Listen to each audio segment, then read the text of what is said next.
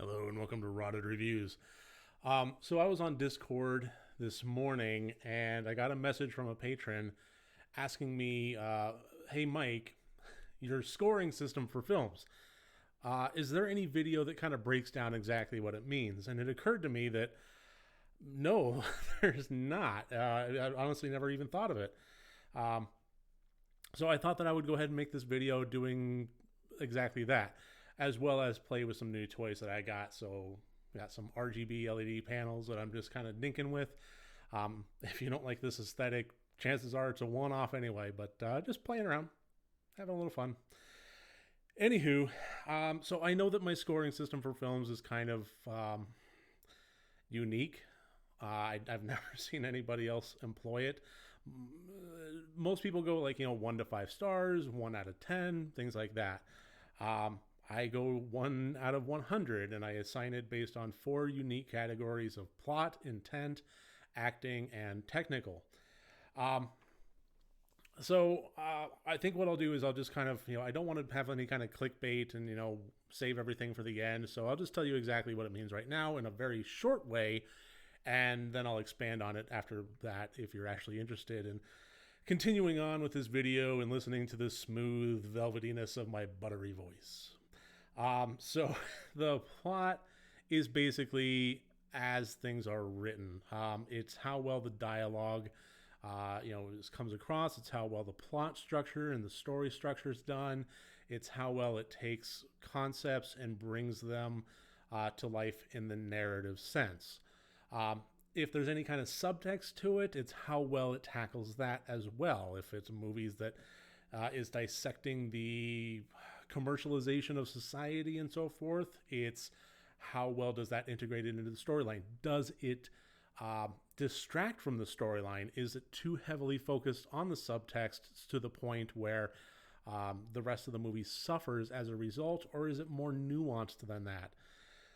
The intent, you know what? I'm going to get to I know the intent is kind of the second category, but I'm going to get to it last. The acting is pretty much that. It's, how well did the dialogue get delivered? It's all of these are kind of based on my opinion. At some level, all of this becomes just kind of a gut feeling. But yeah, acting is acting. Technical is everything else that has to do with special effects, practical effects, VFX, editing, sound design, all of the technical aspects of filmmaking that kind of get presented to the screen.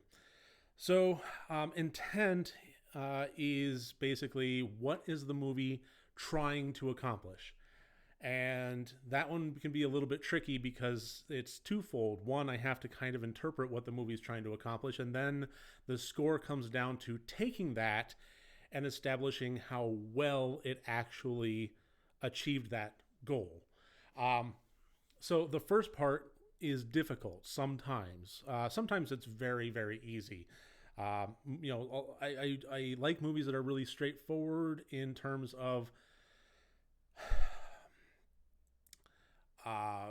if it's just trying to have a silly romp of a time and bring some gore to the screen and some laughs and that kind of thing, fine, that's great. If it's trying to be a thought-provoking, scary movie that chills you to the core, fine. Sometimes it's a little bit more ambiguous than that. Sometimes it's a little bit more difficult to kind of flesh out what this filmmaker is trying to say before even getting to how well that came across. And it's a situation where I know that I've gotten it wrong before, but it's just one of those things where you kind of do your level best. And this is a situation where truth in advertising can really kind of come into play pretty hard in terms of posters, in terms of movie trailers. I don't watch a whole lot of movie trailers necessarily for horror films. I really love big blockbuster movie trailers, but something about them when it's a film that I actually think that I would be interested in watching and reviewing down the road, I actually try to avoid that to avoid influence on the intent.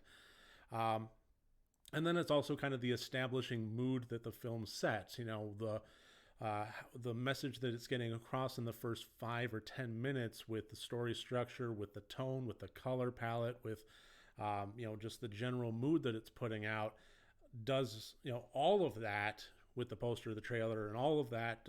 First 5-10 minutes of the movie kind of sets the stage and tells the audience, this is the ride that you're in for. Evil Dead, the remake, was fantastic at that. The opening scene let you know exactly what this movie would be. And that's something that made the intent, and I actually haven't reviewed that movie, but made the intent of it very clear. And then based on that, I could judge how well it achieved that. So that's really the quick thing here. I'm going to expand on that a lot more here. But, like I said, just kind of wanted to get it out of the way. You're free to go if you'd like. So the scoring system was kind of born from, I originally had 5 categories. One of which being fear quotient, which was, instead of 4 categories at 25 points apiece, it was 5 at 20 points apiece, and that took some adjusting. A lot of this whole channel, a lot of my videos and my production and so forth has kind of evolved over time and learning from mistakes, but sometimes you got to walk down a road for a little while before realizing it's the wrong road, or at least you need a fine-tuned adjustment. And that was the case when I first started in terms of the categories. And what was happening was kind of twofold. One, the more horror that I watched in regard to the channel, the less scared I was. Like, I was building up a tolerance. So the fear quotient category was getting impacted. The second is, not all horror movies try to be scary. And that was a difficult one. Some of them are just trying for splatter, fun, mayhem, comedy, clearly in the horror category, but also not in any way at all trying to be scary. And it felt like I was naturally deducting points from that undeservedly. So, and then I started thinking about, well, if a movie is trying to be scary and it's not, shouldn't that already be covered by the intent? As well as, in some ways the technical, like if it's trying for a bunch of jump scares and, put you on the edge of your seat, a lot of that comes down to editing, sound design, timing, that kind of thing. So it would fall under kind of both so it's like, it's already covered. So I decided to ditch it. And that took some adjusting and so forth. And the movies that I had already covered, I think there was something like 20, 30 of them that I had already reviewed with the fear quotient thing. It kind of, when it came time to assemble my website, rottedreviews.com, it kind of took a little bit of tweaking and some averaging spread across the board there to figure out how best to approach that. But the origin of the categories generally, and especially the intent, was Mortal Kombat. Way, way, way before I had a channel. This is a movie that I would talk about with friends. The original 1994, I think it was, Christopher Lambert Mortal Kombat movie. And I loved it. I mean, by all accounts. By most critical accounts, let's just say. Not a good movie. But I loved it. And I defended it hard, especially, amongst friends and so forth when we get into discussions. And it took me a little while to kind of flesh out what I was really trying to say there. And it occurred to me that although the acting was hammy as all get out, the writing was lackluster. I mean, it was a video game brought to life. And, compared to most video game movies at that time, not terribly bad. I mean, it was done fairly well, but still, by all accounts, stacked stacked alongside our, Academy Award winning brethren in the world of cinema. It's not great. And, honestly, some of the technical achievements of it were really phenomenal. The puppetry of Goro and so forth. But let's be honest, the CG didn't stand up. So it occurred to me that, intent should be a factor when judging movies. because I could take a very easy critical look at the movie Mortal Kombat and say that it was just dog shit. But I loved it. So how best to communicate that in a scoring system? And it occurred to me that intent needs to be a factor. And what this movie was trying to do, Mortal Kombat, was trying to be kind of a Legend of the Dragon, with techno music, video game brought to life, amped up, roller coaster fun. And based on that, I think it wildly succeeded. And that perfectly explained my love for it and how I would get at least a decent score. I kind of feel like movies that are just trying for fun get knocked for it.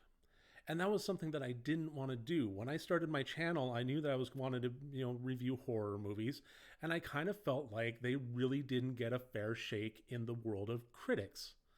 At the same time, I think they also got way too much of a pass sometimes with horror fans. I kind of wanted to approach it in the middle. I wanted to view things, within the lens of reality and not have a certain amount of fandom towards things and really judge things critically and analytically, while at the same time also approaching horror with the love of the macabre and the gore and the splatterfest fun that it could be.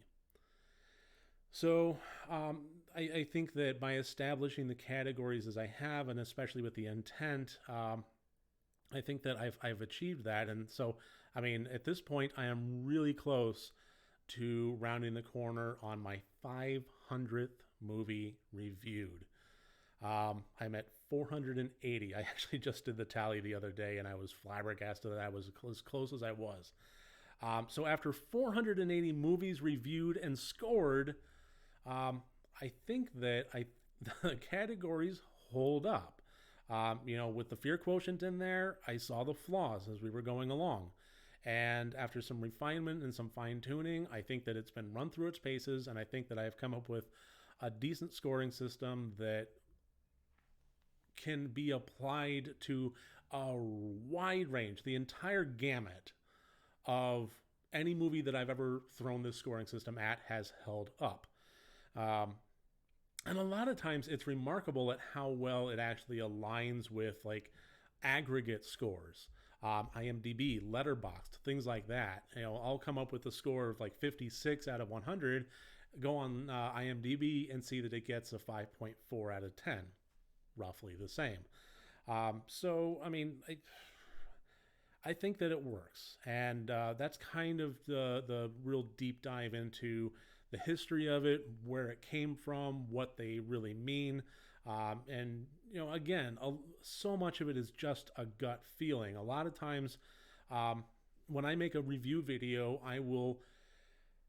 I'll watch a movie, I'll meditate on it for a little while, I'll come up with a bullet point list of some things in my reviews that I want to hit.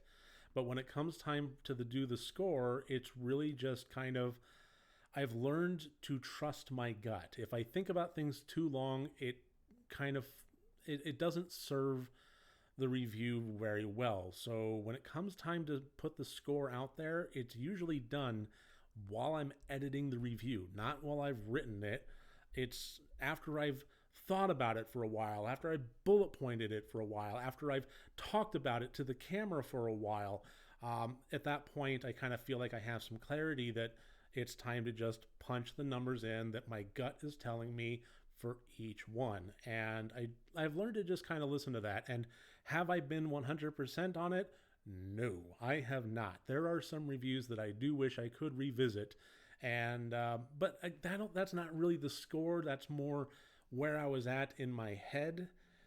That I think that after seeing, I've done reviews in which I have later seen communities talk about the films in a way that I had not yet considered. And I kind of feel like every once in a while, I have missed the boat. I have missed the target, and I'm not really the target demographic or something along those lines. But even so, with the mentality that I had, the score still holds up. I think I was just in the wrong mentality, and I would like to revisit them at some point I've just always been kind of torn about that because so much of YouTube and content creation is looking forward, never back. But you know, I wish I could take a few reviews back. Maybe someday I actually will. Maybe someday I'll reveal what those movies actually are. But for now, I think that kind of provides at least a somewhat suitable explanation for the scoring system of Rotted Reviews and how I judge and rank films. So, thank you to, my patron that reached out to me and asked for that clarification, because it's one of those things where when you're this deep into it, you don't realize necessarily, what any ambiguity that might be put out there, and somebody coming to the channel fresh and somebody supporting you fresh, will come with those questions and provide a clarity of a knowledge gap that all of a sudden you realize I should fill that gap. And that's exactly what happened here. So thank you so much for asking that. And thank you to all of you out there for watching this. I hope you enjoyed. I hope you, learned a little bit about my process. And I hope to see you on my next movie review. Talk to you soon. Have a great day, everybody.